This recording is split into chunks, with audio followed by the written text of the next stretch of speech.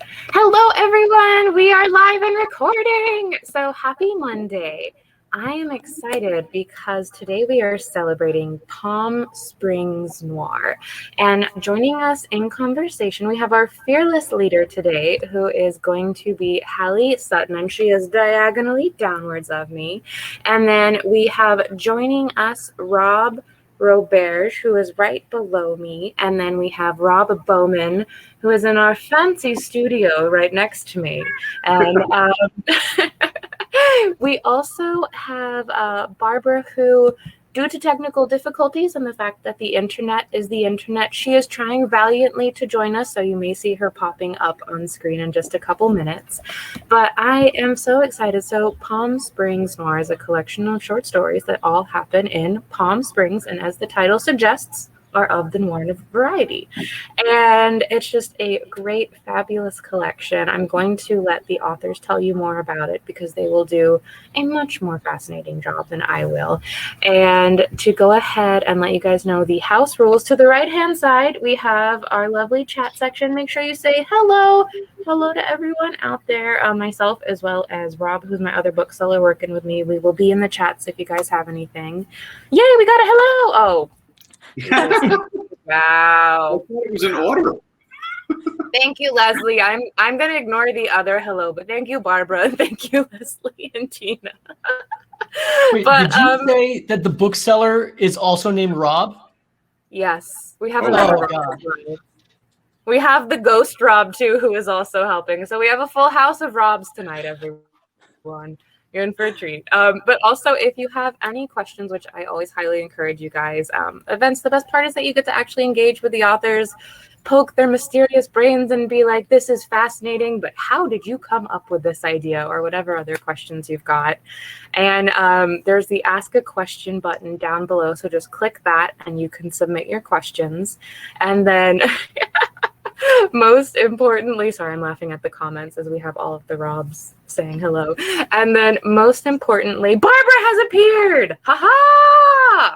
Hello, everyone. Okay, yay, we have everyone on board.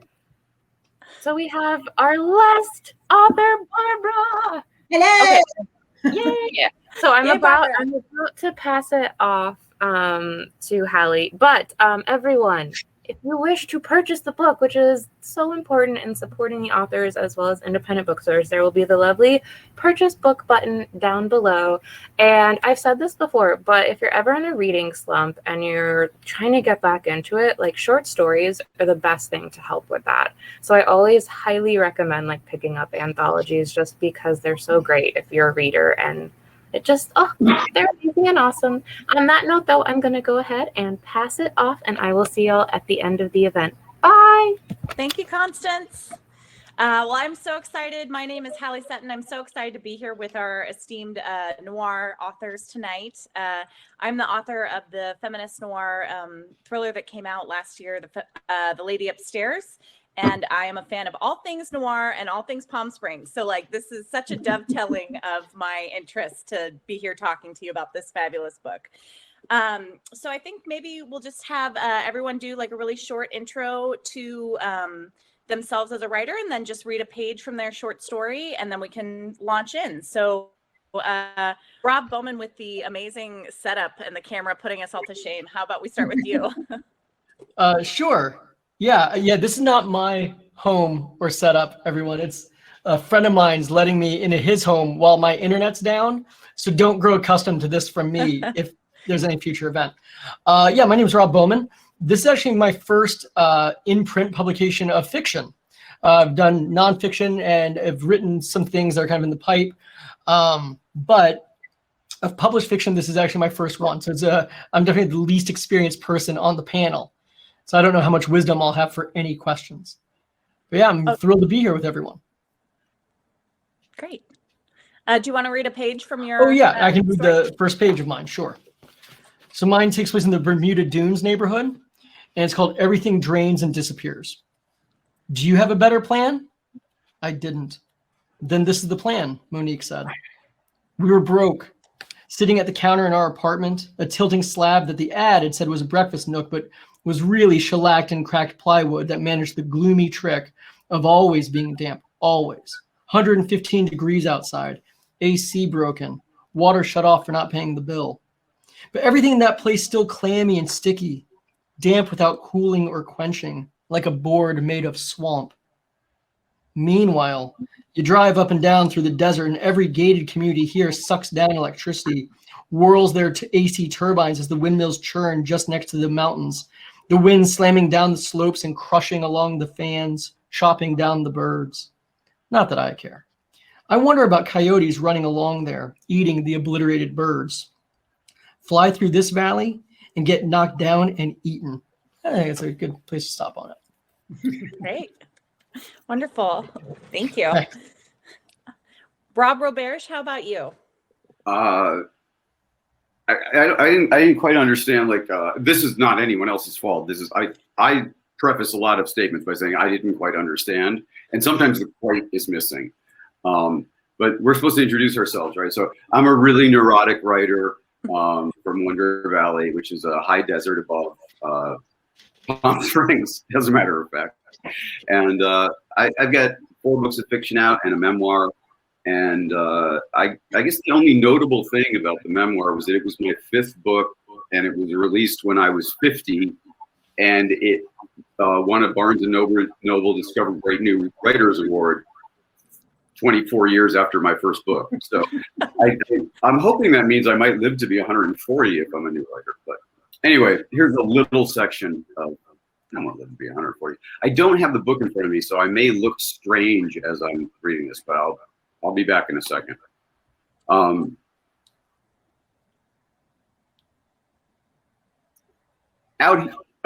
this is in the high desert, about 45 minutes out of Palm Springs. Out here, you never know the secrets of people's lives. My secrets are more guarded than most, as they are murderous secrets I've been keeping since 1953. My actions were born in secrecy, and it's where I've lived ever since. In the 1950s, I participated in the CIA's mind control experiments known as MK-Ultra. I worked on what were called sub-projects, but they were all under the Ultra umbrella.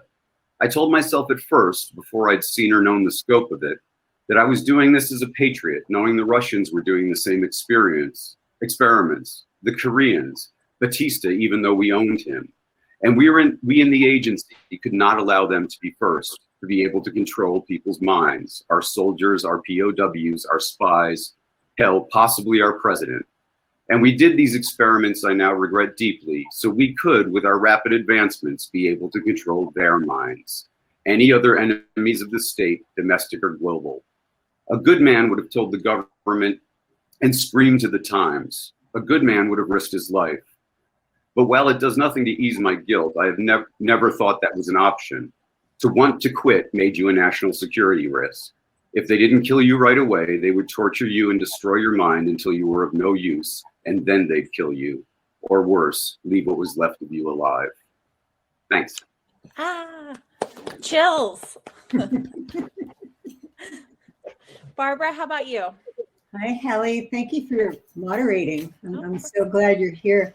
Well, I started as a fiction writer and a poet, and then spent many years doing journalism while I wrote fiction. And now I seem to be, the last few years have been all about fiction. So I tend to pursue projects of passion, which Palm Springs Noir was. You know, it was very much something I had to see done somehow. And I'm so glad AKASHIC wanted the idea, because I wanted to read desert stories and I can't find them, but I can find them in here. So I will read the beginning of my story. It's called The Water Holds You Still. The landline rang after midnight. It had to be my mother down in Palm Springs. She was the reason I kept the line. I picked up. Hi, Mom. There was a noise, she said. I stood my brush in a jar of water. Red paint escaped the bristles, a blood cloud. I took the phone outside and the curly black cord stretched taut as a tightrope. Ferns along the patio were wet with night mist, common here in the Central Coast. Houses settle at night, make noises, I said. A few months ago, she began calling me about noises in the night, and the calls were coming more often. A puff of breath and the faint strain of music, Sinatra, mood indigo. She'd become obsessed with him, more so since my stepfather Jerry died. A coyote was outside by the pool, she said. It was sniffing the water. Maybe it's bored, I said. No little dogs around to eat. Greta, that's not funny. You're keeping Joey Bishop in, right? He was the little red Pomeranian. He's in, she said. Her voice dropped an octave. My sapphire ring is missing. Your brother was here. Every time he stops by, something else goes missing. Are you sure?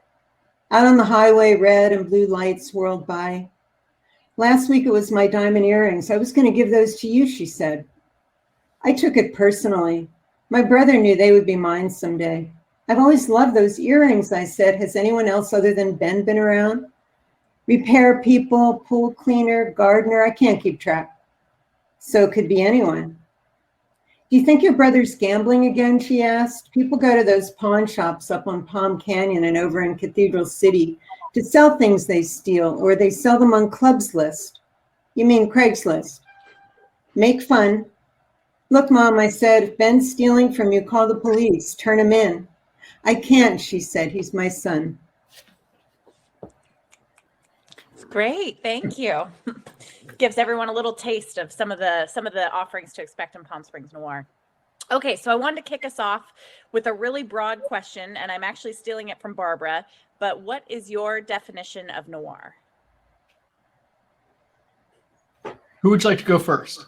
Anyone who has a thought or a feeling, go for it. Perhaps the editor of our, before actually this gets started, thank you, Barbara, for doing an insane amount of work to make this happen. Yeah. Thank you. And really, people don't know what a labor of, some people do, but what a labor of love getting a book published is, and editing an anthology is an extra layer. So I just thank you very much. Thank And you. thank you for doing this. Yeah, you know, I mean, I love all the stories. I love you guys' stories. And I wish I had known Haley before it came out, before I was ready, because you would have been in the book too, because I love your novel. And I can't thank you. This one. Yeah, noir, it's funny. Noir, I think the definition is different for all of us probably, and it seems to change over time. It's funny, for me, I think it's more about a vibe more than anything. And of course, the tropes, sex, greed, and murder tend to need to be in it. But I tend to go a little more subtle than some noir stories, I think. I like some of the action to be off the page. And I think noir is full of narcissists too. I think narcissists are they're at home in noir.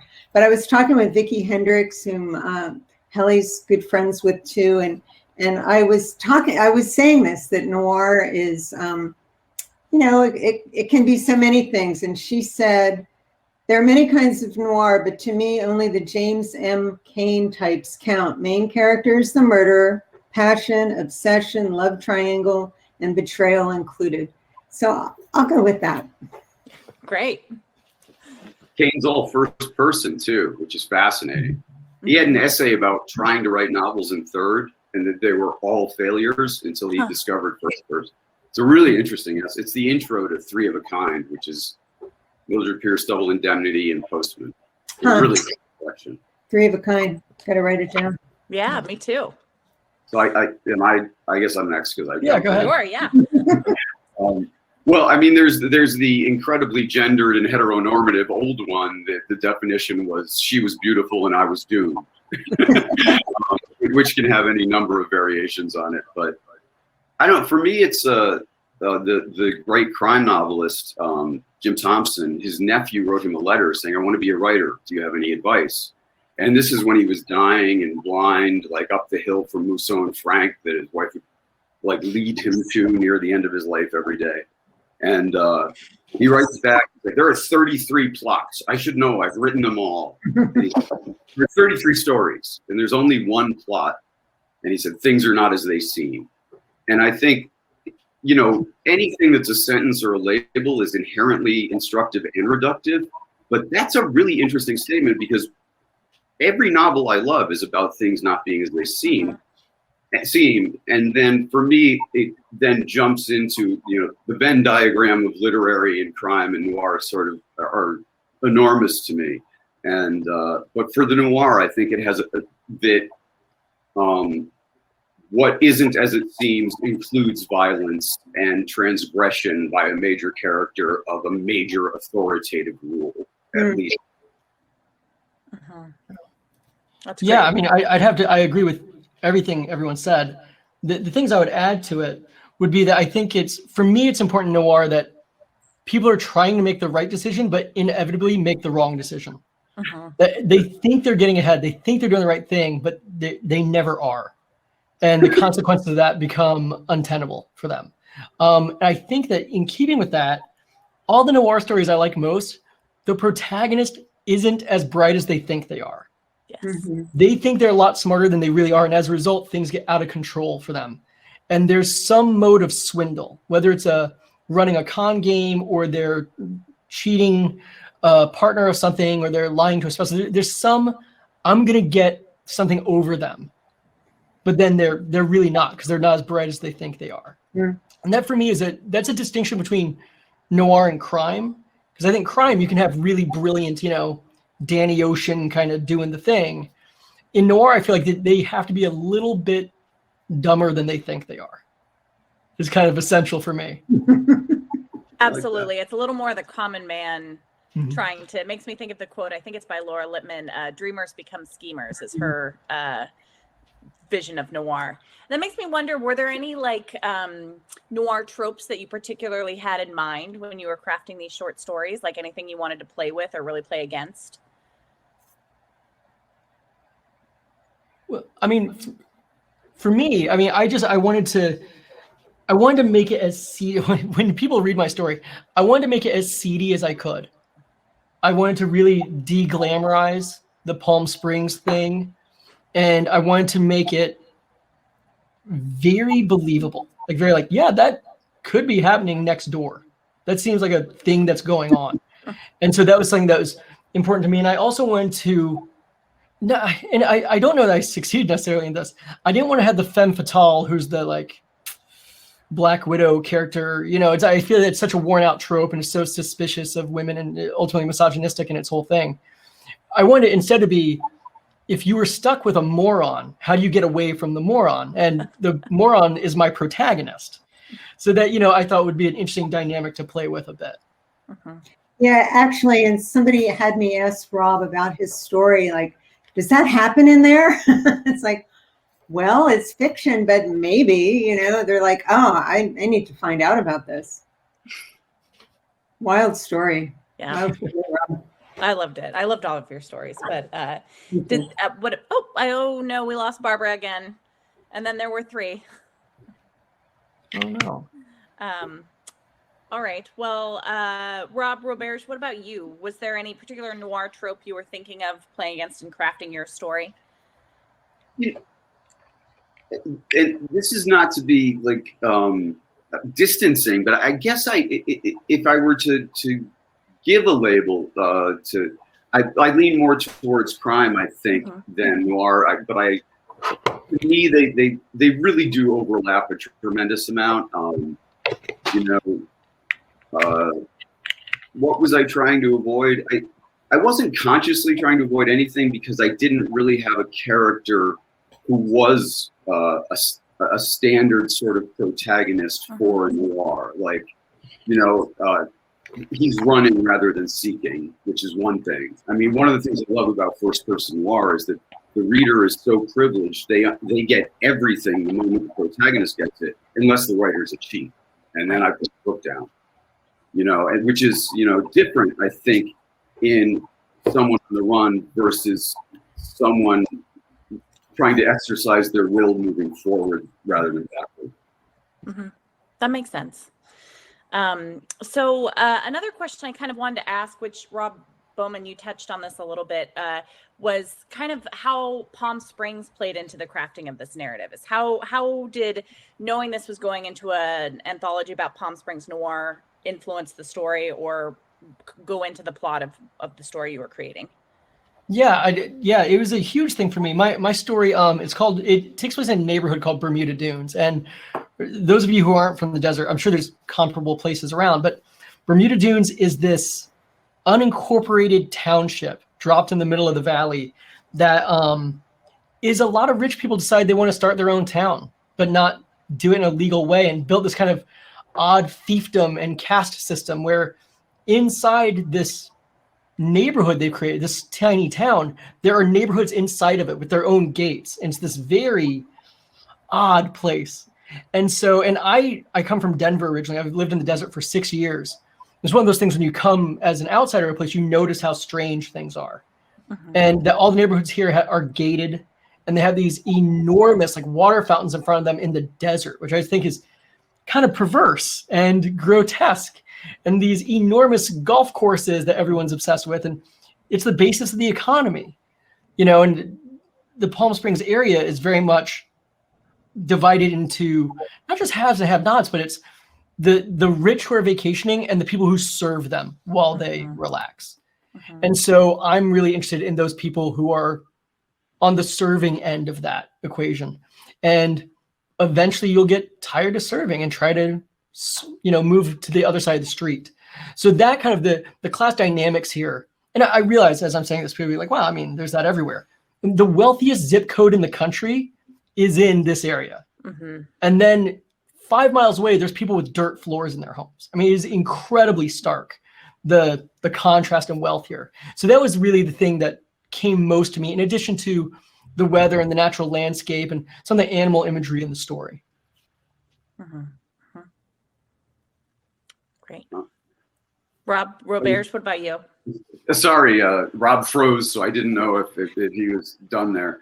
Well, mine takes place at probably like, well, it's an hour away from Palm Springs up in the high desert, which is an entirely different culture than the Coachella Valley, the low desert. And I did that on purpose. One is that I have a home out here, and I'm very familiar with the area, and just like anywhere else, but here it's rather exaggerated. It has its own set of rules and its own set of the way people do things. Like if you hire somebody, they don't show up, or they show up and do a half-assed job and they say they'll be back tomorrow, and you know, like a week and a half later they show up and you know, the grill on their truck's messy, and and it's called desert time. Like it can be days, it can be weeks, and someone just goes, yeah, you're on desert time.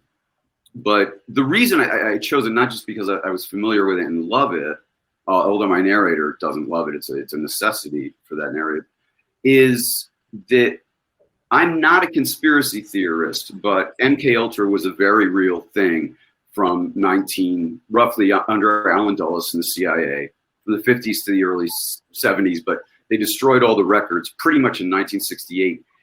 And what they missed was 20,000 pages. So you can imagine the 99% plus that they destroyed. So it would have been a conspiracy theory were it not for its proof. But for me, it was that it was so close to Palm Springs, and yet what goes on, and it goes on in Palm Springs, I'm sure, but what goes on so close to these places, and what undercultures and parallel cultures, or whatever you want to call them, exist. You know, Rob was talking about it in the town. For me, it was, you know, someone out of the town, but it's, to me, Palm Springs is, and I don't mean this in a negative, I probably do, and I'm trying not to be a jerk, but I'm a jerk. Palm Springs is full of what architecturally they call the architecture of reassurance. It's a place to make people feel good, which every tourist place is. It is about not making you uncomfortable. And there is so much discomfort that radiates from Bombay Beach from Calexico to the high desert here, of all people within a very easy brunch trip. And that really interested me, that there was a world so close to the world that's so protected visually, which again, though Rob's correct, I mean, that's just a surface there as well. That's so interesting. And I hadn't heard that phrase, but I love that, the architecture of comfort. seems like if you were going to build a place around that idea, you wouldn't pick the high desert. But that's I love that. And you kind of provided a segue into my into my next question, which is this is for both of you, but Rob Roberge in particular.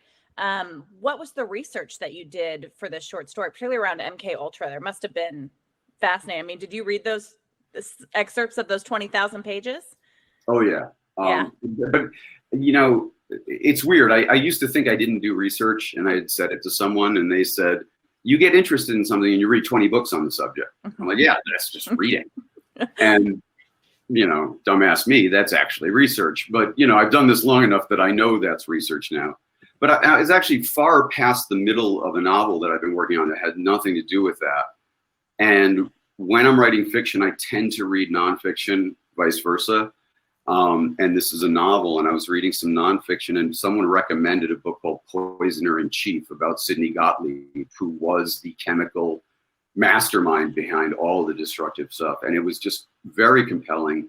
And, you know, again, like being obsessed with things not being as they seem, people have, I mean, nostalgia is always a lie. It's a memory of a lie. But people have this 50s nostalgia of the Eisenhower administration. Women don't, people of color don't. But, you know, the dominant culture acts like it was this great period. And it was, in fact, a nefarious period that I'm sure has continued. But so I did, yes, do a lot of research for it. But it's one of those things that when I get fascinated, that happens. It's like in the novel, and I'm not going to digress much on it, but a character gets poisoned at the Bikini Island radiation, the Bikini Island atomic tests. Mm-hmm. And I ended up reading like 25 books about the Bikini Island tests to use it for 4 pages in the book. Yeah. So I'm not always efficient, but I do research. Gives it that lived in feel. Rob Bowman or Barbara. Barbara, welcome back. Was there any particular research that you did for your stories, or any places you went to get authentic feels, or anything you did to kind of immerse yourself? No, not exactly. I mean, not beyond. I mean, I think, again, being a newcomer to an area is really helpful for observation, to see what stands out that others kind of take for granted, in that, oh, that's just how it is. When I first moved to the desert, I was really struck by how there's bougainvillea petals everywhere. Like everywhere, there's these bright, like pink and scarlet flower petals in the gutters, and everyone looks at them like they're trash and they're in the way. I'm like, there's flower petals in the gutters. It's the most amazing thing I've ever seen. So just trying to bring that kind of awareness to what I was looking at, and then it was doing a good deal of reading and watching of different noir stories. But I didn't want to do. I'm a big believer in research as well for my other projects. For this, though, I really want to stay as naive as possible in a funny way. If I wanted to be as like, if I didn't know jack shit, like how would I do this? Right. So I kind of deprived myself of learning much about it in a goofy way. That's great. Barbara, what about you? I researched swimming pools. Are you able to hear me? Yes. Yeah. Yep. Yeah, so I wanted to know what kind of bad things could happen. You're here? Okay. Can you hear me? Okay. Yep. Yes. It's happening. So I wanted to know what kind of bad things would happen in a swimming pool. And instead of just making it up, I wanted to make sure. And so I read about swimming pools too much, and electrocutions that happen, and tragedies in swimming pools, and that's what I did. So are you going to go back into a swimming pool the next time you go to Palm Springs, or is that off the table now? Oh, sure. Yeah. No, I'll swim. Rob Bowman, you brought up a question I was going to ask, which was, you know, so much about noir is really, I think, about voice. And speaking to Rob Roberge's point about the first person too, I think it gives you access to that voice, that kind of noir feel. And I'm curious if there were any particular noir touchstones that all three of you went to when crafting this, whether it was books or movies or just anything that kind of helped you hone that voice. Yeah, I mean, for me, there's a couple really big ones. For film, there's a film by Robert Wise called The Setup. and it's a boxing movie told in real time, and but it is a noir. It's not about like bank robbers. It's about a boxer making a bad decision about a fight, and it's terrific. I mean, everyone needs to watch the setup by Robert Wise. Robert Wise, the guy who directed The Sound of Music, made this noir. Like it's wild. Robert Wise, he edited Citizen Kane, like an amazing career, and made, I think, the greatest noir film ever. But it's kind of not noir. It's not a movie. And then the writer I looked at most, I don't know that I'd call him noir so much as crime, which maybe we'll get in a distinction there, because I think that's a curious thing that Rob alluded to as well, is Chester Himes and Cotton Comes to Harlem and The Cool Killers. I'm really in a big Chester Himes phase. I love him very much. So that kind of, I don't know, the hard-boiled grittiness of the Chester Himes kind of Harlem novels is really something I look to a lot. Also, the two best named characters maybe in literature. The best named partners, right? Absolutely. Or Divot. Yeah, it's Gravedigger and Coffin Joe. Yeah. And those are the cops. Those are the cops in the story. It's so good. Rob, Roberge, or Barbara, what are your touchstone noir media? Probably, James Cain, Double Indemnity, very early Meg Abbott, David Joy, Ivy Pacota's Visitation Street, Dennis Lehane's Mystic River, Chinatown, of course, Halley Sutton, The Lady Upstairs, Sunburn, Laura Lippman, Patricia Highsmith. There's so many. There's so very many, isn't there? I mean, yeah.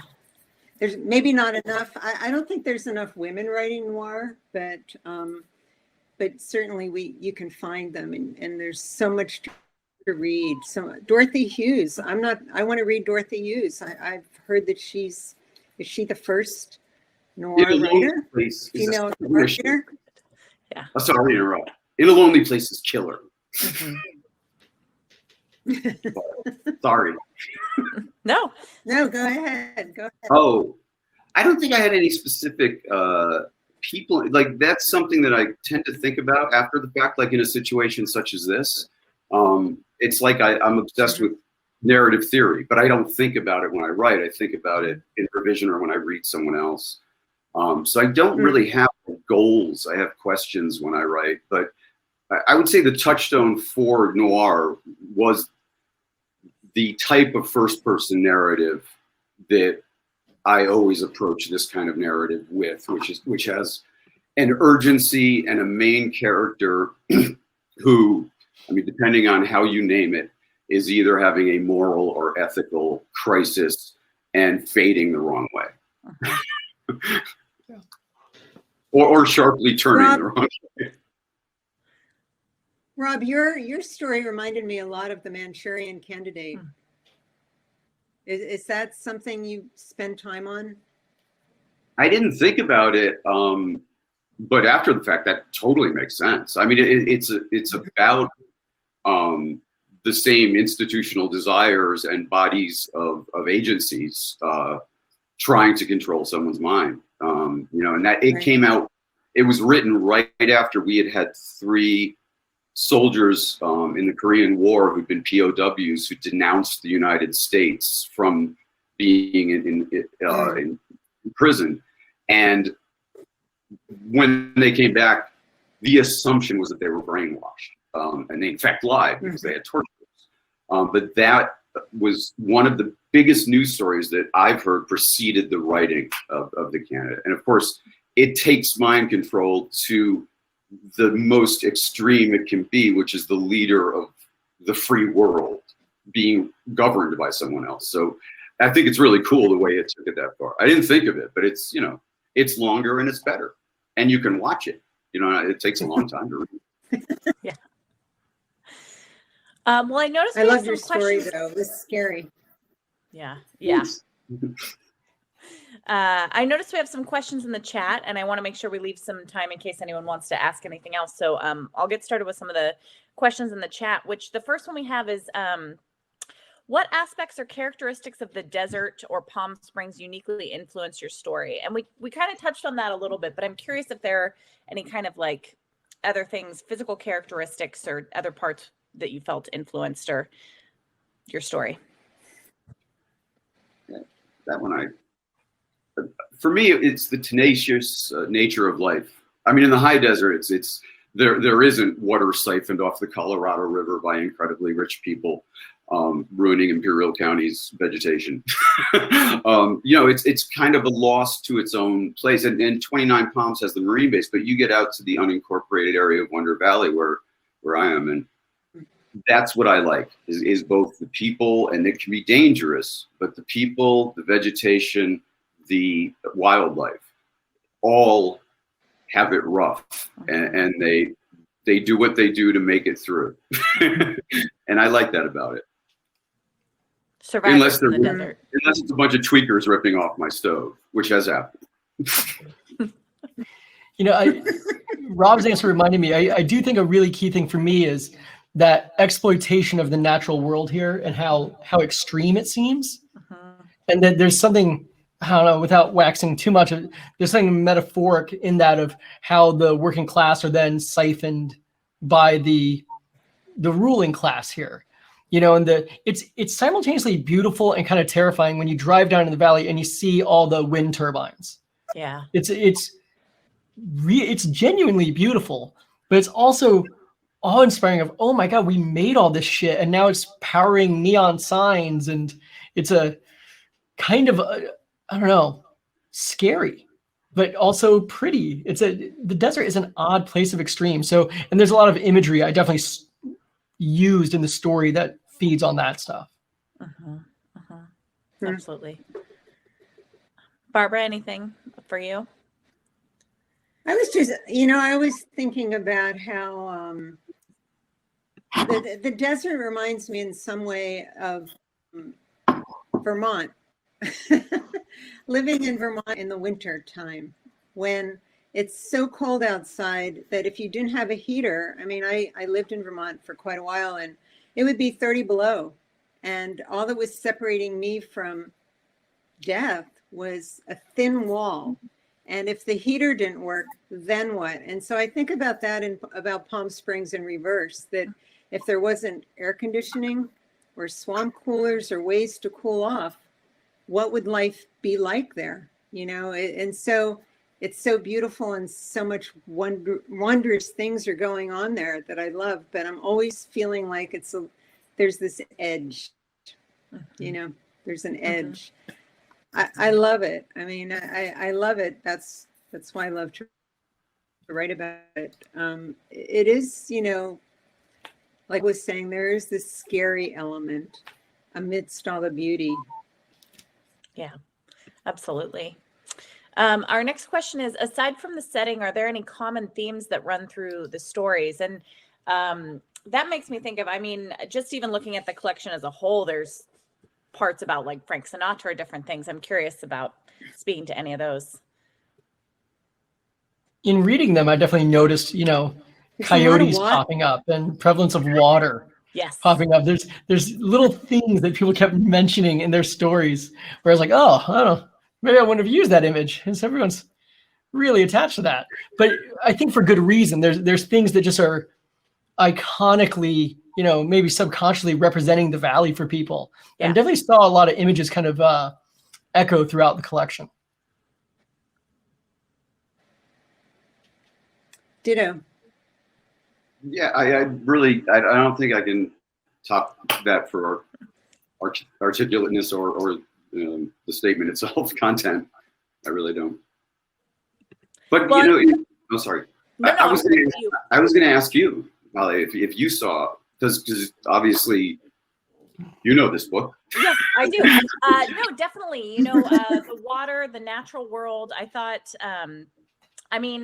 for me, Palm Springs too, my relationship to Palm Springs is like, I like to go there for fun weekends. So I have such a kind of outsider view of it where you're only seeing kind of that architecture of reassurance you're talking about. And some of what comes up for me is the wealth that you see there, the overabundance of water, the golf courses and the way that kind of plays in, and the attachment to kind of the mid-century that happens. And I thought you guys, Barbara, you did a really interesting job with that, with like naming the segments after Frank Sinatra songs. It's very kind of evokes that Frank Sinatra mid-century feel that I think Palm Springs is like very consciously recreating, which is so interesting.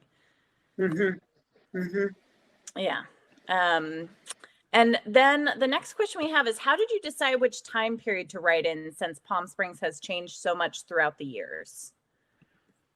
Was that a kind of... That's a really good question. You know, I think all the stories were going to be contemporary.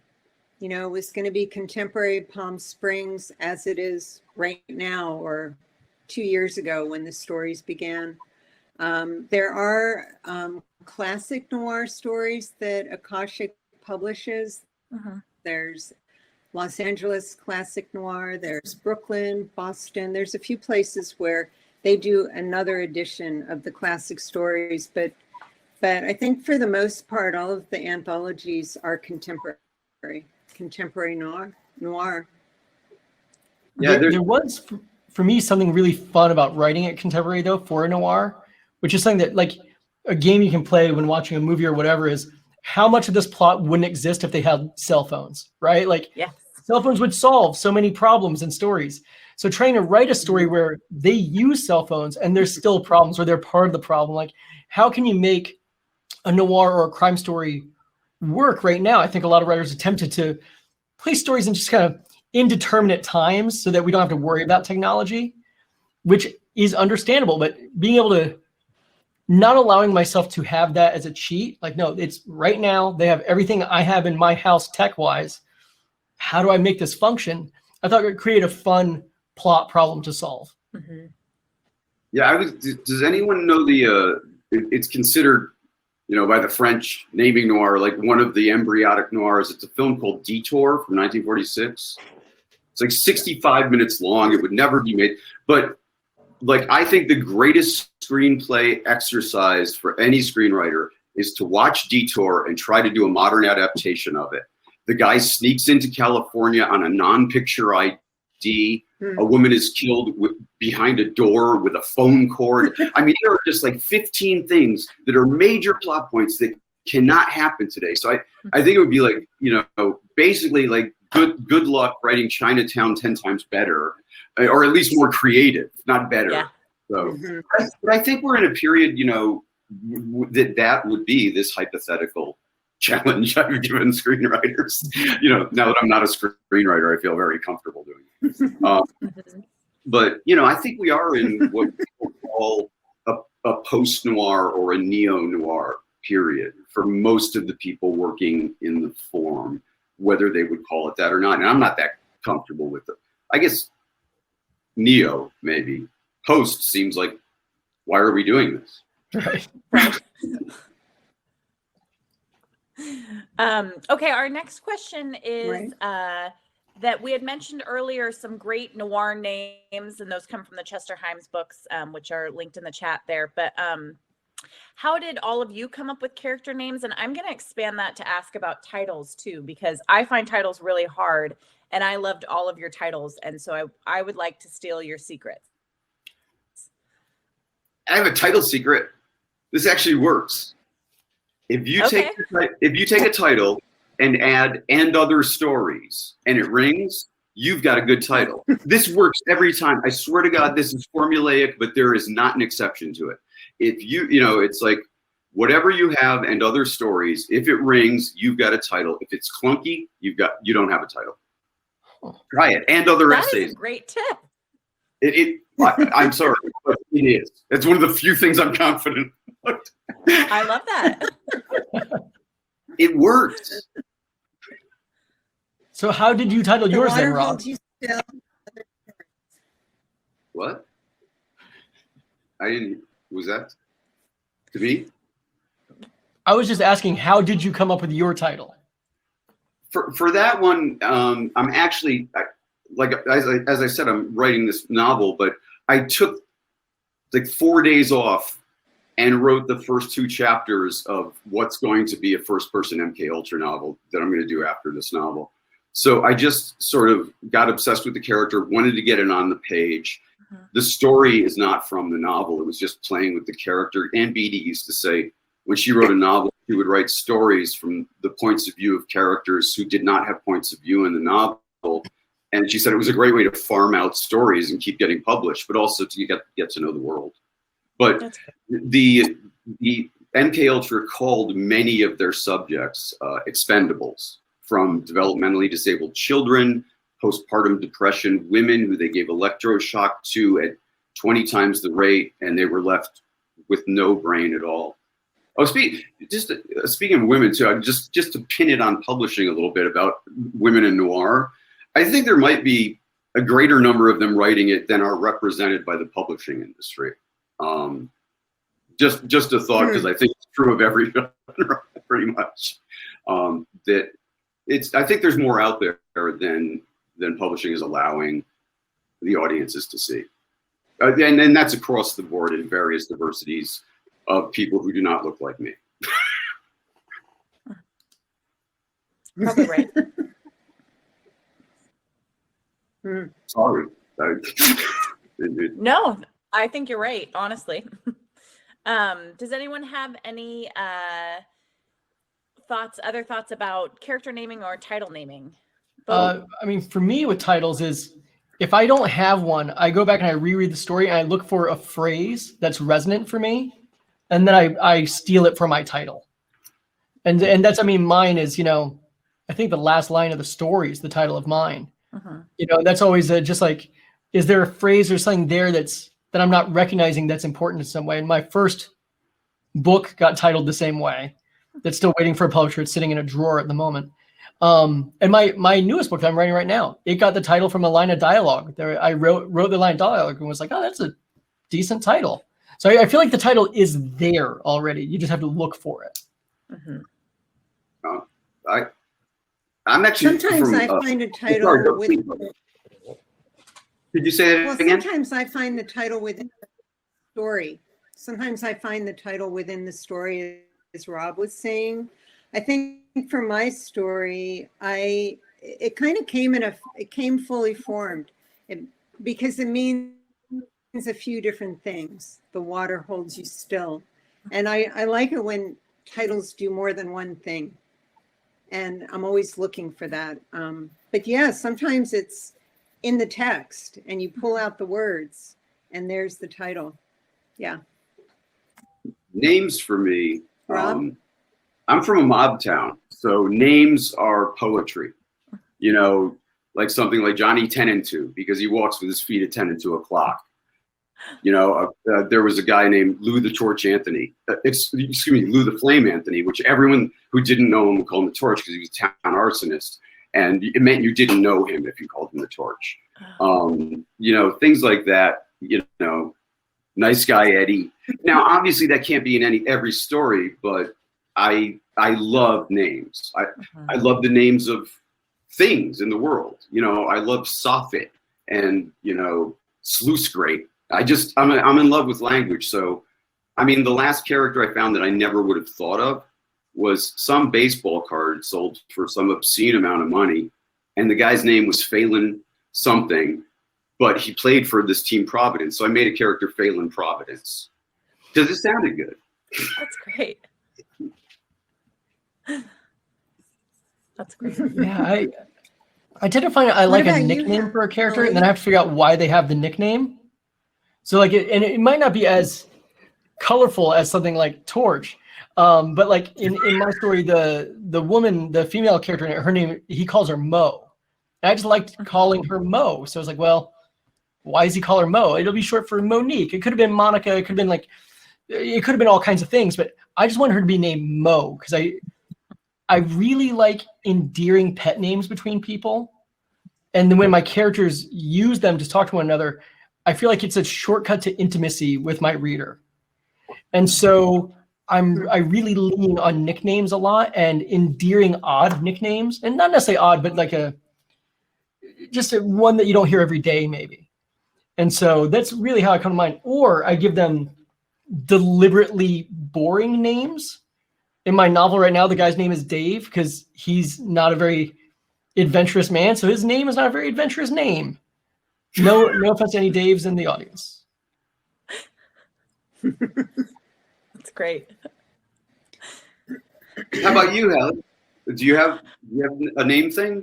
Like a way of doing it? Or? You know, I don't have any particular tricks, but for me, names are like outsized importance. Like I don't feel like I have a hook into a character until I know what their name is. I might know things about them, but until I really put a name to them, I don't know who they are. And then something about that, whether it's just kind of, as Rob Bowman was just saying, like an attraction to like Mo or a certain thing, and then you build out the longer name or what's around it. But there's something about that until I have the name right, I don't have the character right. And they'll go together somehow. Titles, for my first book, it was just kind of the only title that stuck. And I think we even sold the book, and my publishing team was like, we'll think of something better. And then like a couple of weeks later, they're like, we think this is it. And I was like, I know, I've been doing the same thing. The second book, the one I'm working on right now, the title is The Hurricane Blonde. And I'm so attached to that title. I hope we get to keep it because it just feels very right to the book. But that's also, my marketing team will have a say. We'll push them on And Other Stories because it works with And Other Stories. So now you've got to fight. It does. Yeah, I'm going to go back to them and be like, we have to keep it. Here's why. Some obscure writer you've never heard of has taken a stand. We have a few more questions, but I know we're coming up on time. So let's see. Maybe we can get in one quick last question, which is, looks like we lost Rob Bowman. What is your favorite part about crafting a short story, and what part is the most challenging? If anyone has any quick thoughts on that. All right. Oh, there we go. Yeah. Where it opens, where it closes. Because to me, both of those, one introduces a world and one leaves the reader away from a world that, in a short story, like very quickly, like when I teach, like a novel is like a funnel in its normal way, where all this stuff comes down to a smaller point of, I don't believe in conclusion, but ending that addresses what came before. And if you invert that funnel, that's a short story. It's about a narrower focus that suggests a larger world at the end of it. So to me, those two things and the language are the dominant, because all the rest happens out of those for me. Yeah, that's great. And then there's the middle. Another tough part. Right. All of it. All of it. So we were talking about what's our favorite part? Is that what it was? What the most rewarding and the most challenging parts of crafting a short story? It's so coming up simple with thing. I find writing so painful. I find it so hard that my favorite part is when I'm done. Like there's that joke of the guy goes in the doctor hitting himself in the head with a hammer. He's like, oh, it hurts so much when I hit myself in the head. And he says, well, why are you continuing to do it? And he says, well, it feels so good when I stop. But like I always think of that a bit of my favorite part though is when I get a sentence down that I recognize that it's good, and I wonder if someone else wrote it, if I stole it from somebody, because it's like, oh, I'm not clever enough to have that in front of me.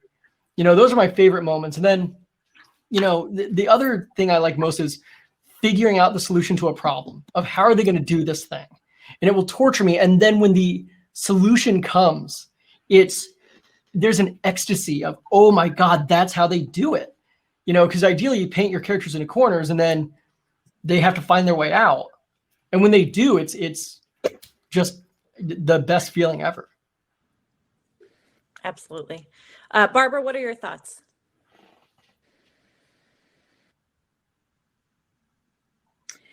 I think coming up with an ending that works is, I think that's the most challenging part, because, that's what's either going to make a reader want to read your next story or your next book. And if the ending doesn't work, I don't think they're going to come back, and I think, for my story, I had a totally different ending that I think was maybe a little cliched. And so I went, a step further. Well, what could happen that might not be as cliched, you know. Uh-huh. I mean, it's probably cliched to somebody, you know. It's not going to please everybody, but you know, not settling for, you know, the first ending. I think, you know, just going further, and then when you're satisfied, that's, you know, what's better. Mhm. Yeah, because you know they don't score tens if you don't stick the landing, no matter how good it was before then. Very timely Olympic reference. Oh, that's right. They're over there, aren't they? Yeah. I didn't know it was Monday. So that in the green room. Well, because no one has kicked us off yet, I'll ask the last question, which is, what do you think attracts people to move to the Palm Springs area? Not just people of wealth, but people in general who move to the area when it is a place of such extremes. I mean, if you're on the extreme wealth side, it's really nice. Yeah. Yeah. I don't know. Yeah, I don't live there. I visit there. Yeah. Golf. It's a beautiful place. There's a lot of art, a lot of culture going on now, and it's kind of happening. You know, it's just things are gearing up. Yeah. Great. Well, the chef at the Ace Hotel messed up the wedge salad because he's like really creative Brooklyn chef. So I just won't go to town anymore. I can't get a good wedge salad. It's a good reason. That is a great reason. It's a great reason to move. Well, we have come to the end of our hour, ladies and gentlemen. So it is my job to have to come back up and unfortunately end the event. But I want to thank you so much to Halley for being an amazing leader and for great questions and everything. Thank you so much for joining us. And also to thank you so much for both Robs, Rob R and Rob B, for joining us, as well as Rob in the shadows, our ghost Rob working the event. So many.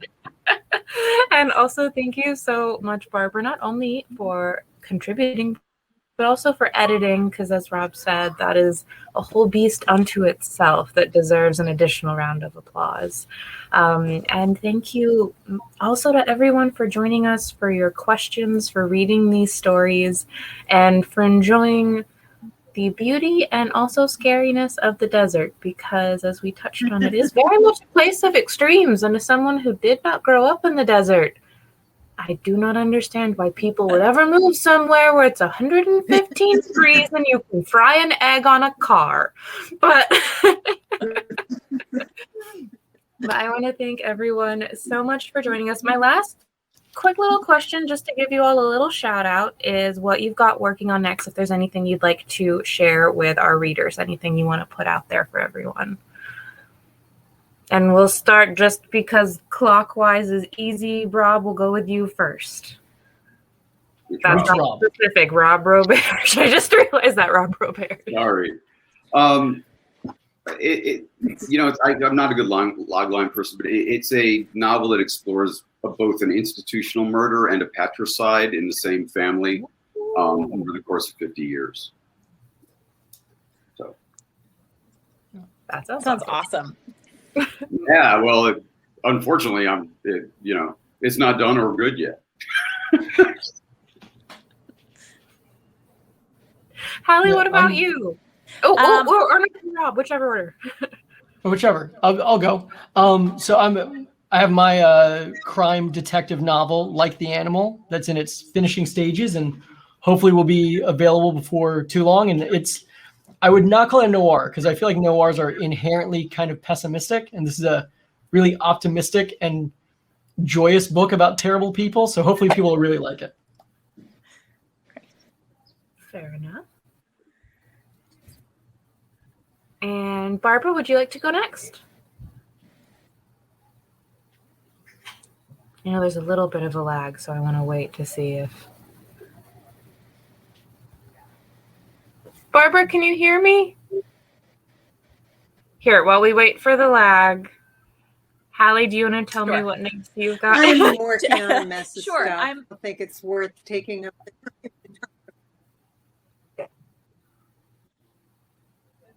Can we hear? Oh, I lost her. Oh, I'm I so can hear sorry. you, but Oh. Barbara, do you have anything coming up next?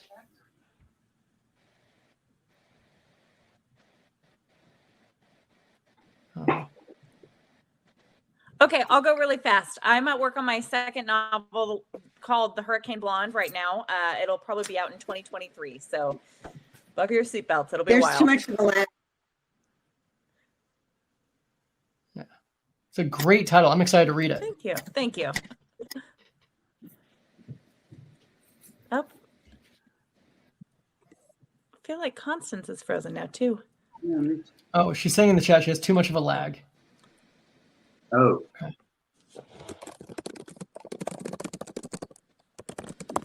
All right. Well, yeah, All right. thank you so much for hosting this, and thank you to Yes, thank you, everybody. the Mysterious Galaxy. I hope everyone buys all their books today. Get into that Chester Himes. Yes. So good. So good. thank you so much, everyone.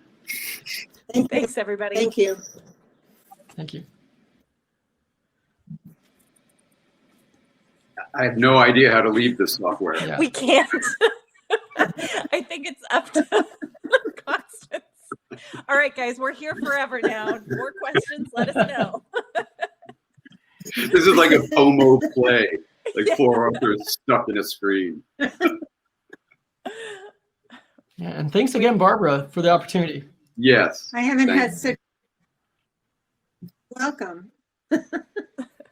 And thank you for doing this so much, Hallie. This was wonderful. You were This great. was so fun. Thank you guys for having me. I loved this. I loved your stories. It's an honor to talk to you. I wrote down like 6 different things as everyone was talking movies, and this was so great. If anyone figures out how to write Detour, I will buy them something that I probably can't afford. That's my next challenge. Is it like Elmer Ulmer directed that? Is that right? I think so. Yeah. I'm Wait full a- of useless bullshit. Yeah. And other stories. See? Useless bullshit and full other of you- stories. No, I'm There you full of go. useless bullshit and other stories. It's like clunky now. Now I see how it Are works. you aware of Canopy? Are you What? all aware of Canopy? To see movies, Canopy? Oh yeah, Okay. yeah. Oh, it looks like the bookstore themselves are going to say, Ghost Rob is going to kick us out in a haunting manner. All right. Well, thank you, Anyway, everyone. Have a great night. classic All right. Good night, everybody. Night.